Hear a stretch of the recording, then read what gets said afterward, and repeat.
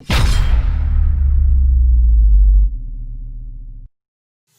Guys, आज हम बात करेंगे होम लोन में बैंक और फाइनेंस के बारे में।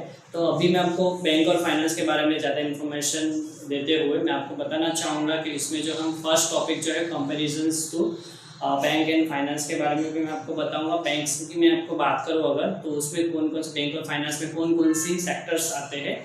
तो उसमें फर्स्ट जो सेक्टर रहता है वो PSB रहता है, पब्लिक सेक्टर बैंक। SBI, फिर पंजाब नेशनल बैंक होगा, फिर बैंक ऑफ बड़ौदा होगा, फिर बैंक ऑफ इंडिया होगा। ये सारी आपका PSB बैंक्स में आता है।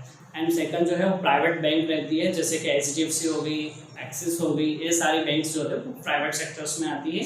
और कोऑपरेटिव बैंक्स की मैं आपको बात करूँ तो कोऑपरेटिव जिसके पीछे लिखा हुआ आता है कोऑपरेटिव बैंक्स, तो वो कोऑपरेटिव बैंक्स में आता है। उसके अलावा NBFC bank, non banking finance sector, उसमें जैसे कि IIFL होगा, आदित्य बिरला होगा, फिर फुलरटन्स होगा। ये सारी बैंक्स जो है वो NBFCs में आती है।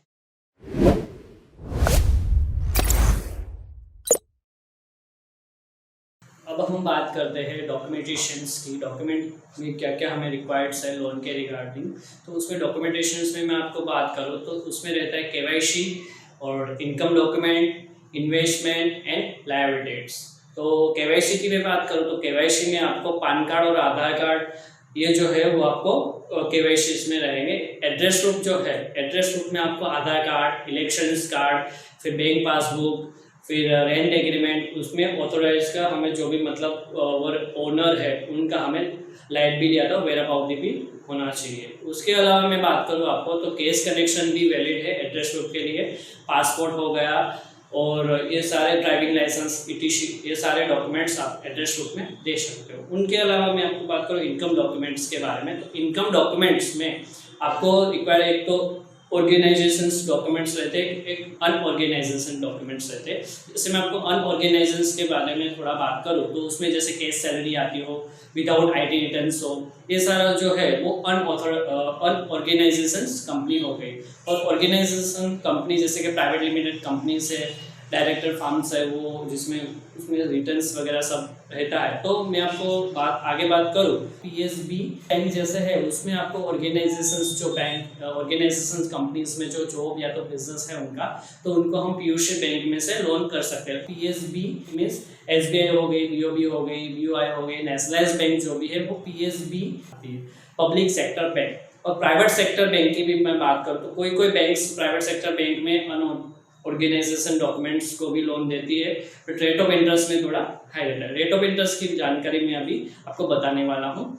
तो अभी मैं आपको दूसरी बात करूँ, NBFC, non banking finance company, ये जो है वो अनऑर्गेनाइजेशन कंपनी में मतलब जो लोन देती है, उसमें रेट ऑफ इंटरेस्ट थोड़ा हाई रहता है, प्रोसेसिंग फीस भी थोड़ा हाई रहता है। उसके बारे में भी मैं आपको बताने वाला हूँ।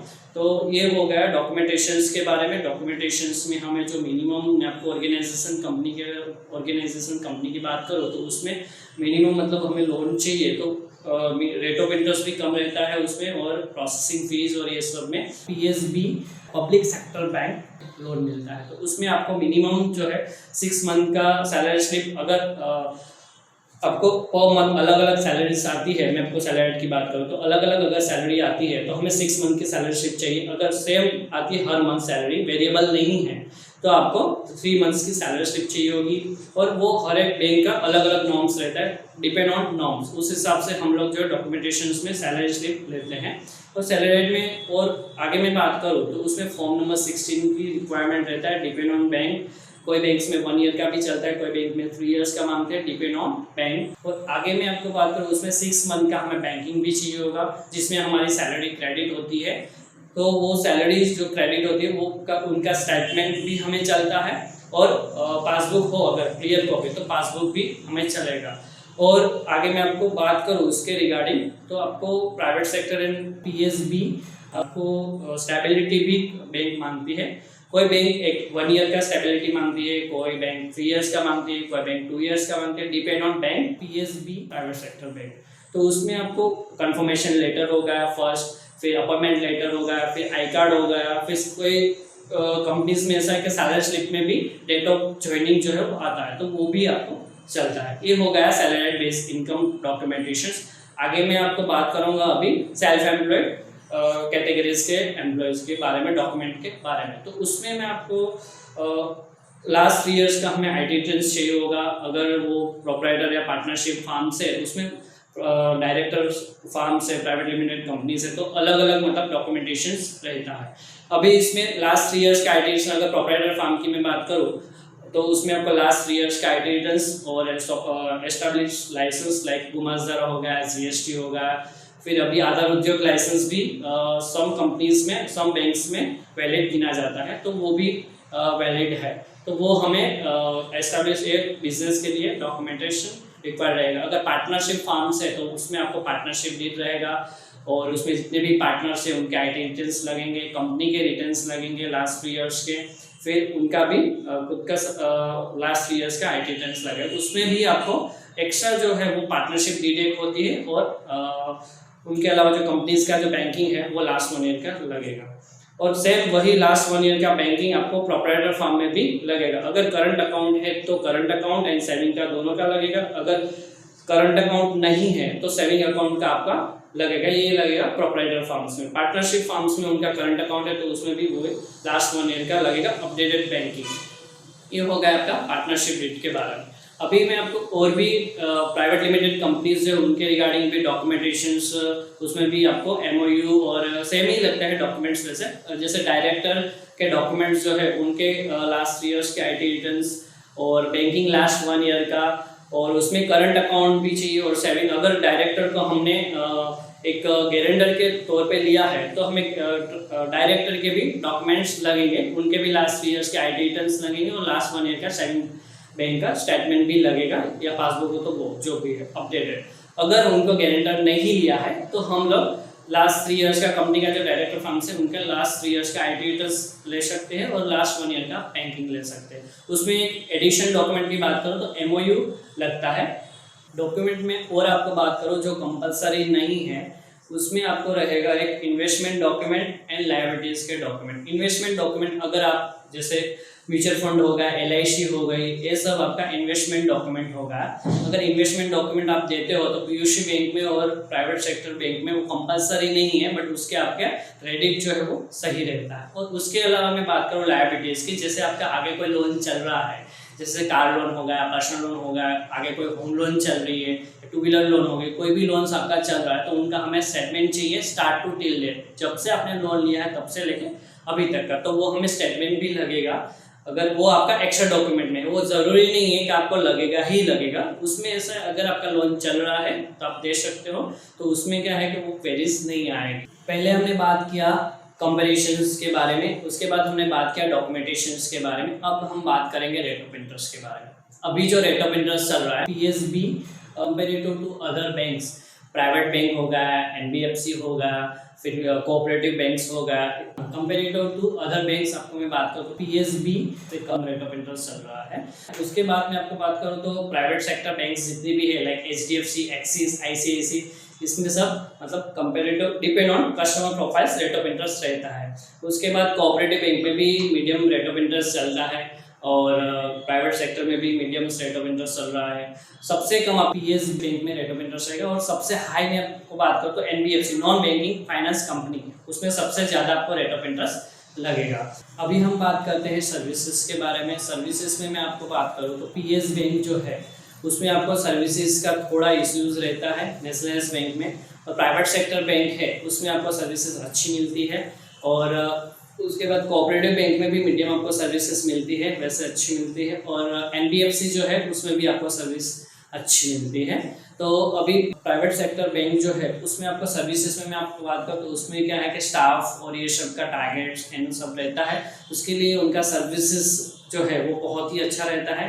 प्राइवेट सेक्टर में पीएसबी में नेशनलाइज्ड बैंक जो है उसमें सर्विसेज का थोड़ा प्रॉब्लम्स आता है, बिकॉज ऑफ उसमें जो है कस्टमर को बैंक में बुलाते हैं और वहाँ से उनका पूरा प्रोसेस करते हैं और उसके लिए थोड़ा उनका टाइम पीरियड में जो है वो लोग रहता है। अभी मैं आपको बात करूँ प्रोसेसिंग फीस के बारे में, तो प्रोसेसिंग फीस जो है हर एक बैंक की अलग अलग रहती है।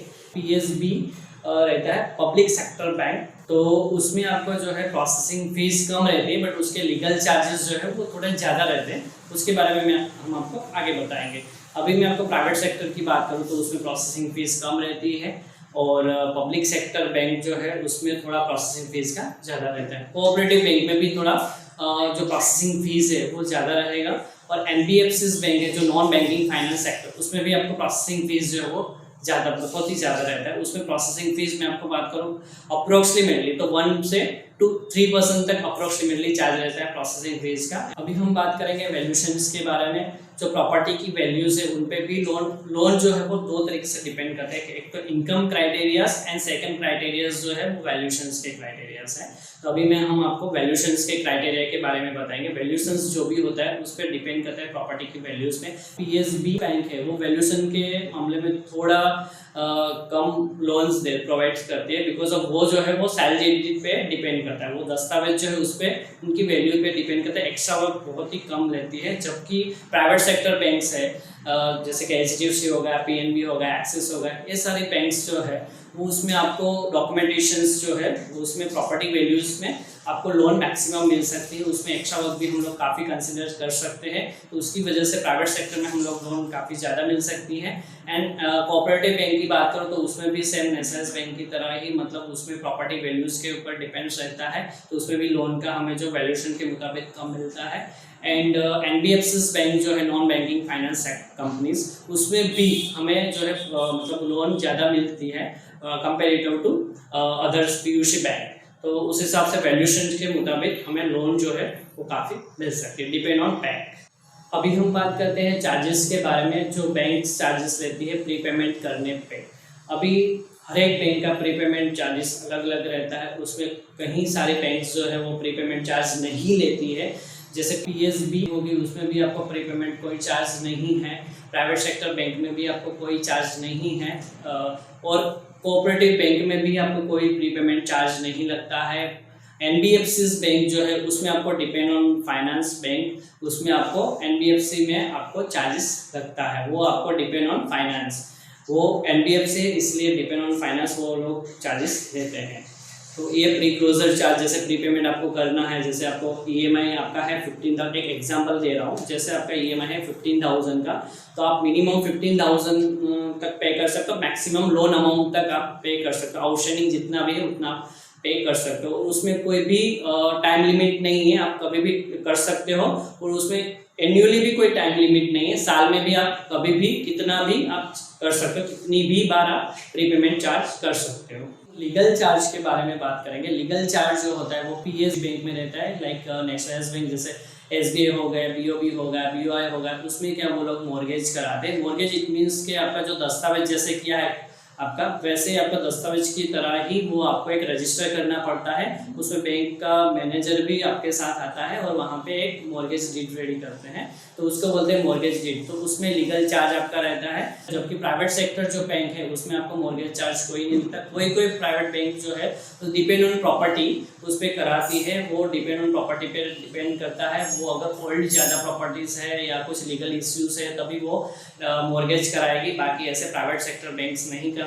कोई एनबीएफसी भी आपको जो है मॉर्गेज करवाती है और कोऑपरेटिव बैंक भी आपको मॉर्गेज करवाती है। तो इस तरह से जो लीगल चार्ज रहता है वो comparative to private bank others में जो है जैसे पीएस होगा, फिर एनबीएफसी होगा, कोऑपरेटिव बैंक्स होगा, ये सब में आपको कहीं ना कहीं आपको मॉर्गेज चार्ज लगता है। जबकि प्राइवेट सेक्टर जो होती है जैसे एचडीएफसी, एक्सिस, आईसीआईसी, ये सब में आपको जो है मॉर्गेज का एक्सपेंस नहीं होता है, और इसमें होता है तो भी कई रेयर केस में होता है। अभी हमने सारा टॉपिक्स जो है उनके बारे में जैसे हमने बात किया, उसके लास्ट जो आता है वो सर्विसेज के बारे में बात आता है। अभी सर्विसेज की मैं आपको बात करूं तो सर्विसेज में क्या, जैसे लोन आपका सब क्लियर हो गया, उसके बाद कौन सी बैंक में, कौन सी फाइनेंस में कैसी सर्विस मिल रही है उसके बारे में मैं आपको थोड़ा डिटेल्स बताऊंगा। जैसे पीएस बैंक है, पब्लिक सेक्टर बैंक, उसमें पब्लिक सेक्टर बैंक्स में आपको सर्विसेज का थोड़ा प्रॉब्लम्स रहता है। उसमें अभी तो सर्विस पहले से काफ़ी बेटर होती जा रही है, बट फिर भी अभी नेशनलाइज्ड बैंकों में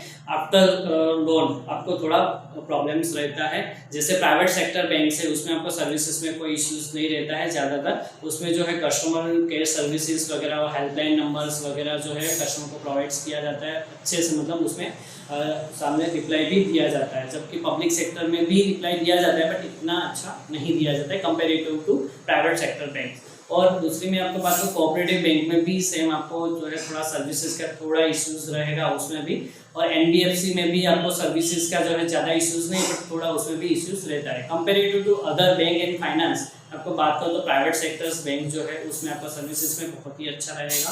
तो मैं अभी आपको बात करूँ, मेरा अगर एक्सपीरियंस मैं आपको बताऊँ तो अभी तक जो मैं लोन कर रहा हूँ और लोन सब लोगों को दिला रहा हूँ, उसमें मैंने सर्विसेज के बारे में मैंने एक एक्सपीरियंस लिया है। तो उस हिसाब से मैंने देखा है कि comparative to other banks and finance आपको प्राइवेट सेक्टर्स बैंक्स में सर्विसेज का काफ़ी अच्छा मतलब रिप्लाई आया है, कस्टमर को काफ़ी अच्छा फीडबैक्स भी आया है। सो मैं आपको गाइड्स करूँ, अगर मैं खुद लोन लेने जाऊँ तो मैं आपको गाइड्स करूंगा कि आप प्राइवेट सेक्टर्स में लोन लें, डिपेंड ऑन डॉक्यूमेंटेशंस एंड मैंने जैसे आगे आपको बताया उसके हिसाब से आपको लोन मिलेगी। तो वो आपको डिपेंड करता है प्रोफाइल्स एंड जैसे ऑर्गेनाइजेशन अनऑर्गेनाइजेशन आपको बात किया मैंने, और फिर रेट ऑफ इंटरेस्ट के बारे में बात किया, वो कंपेरेटिव अपना डॉक्यूमेंटेशन पार्ट्स के वो रहता है, तो उस पर आपको डिपेंड रहेगा। तो मैं अगर कोई भी अगर प्रॉपर्स है तो उसको आपको प्राइवेट सेक्टर बैंक्स में लोन लेना चाहिए। Thank you.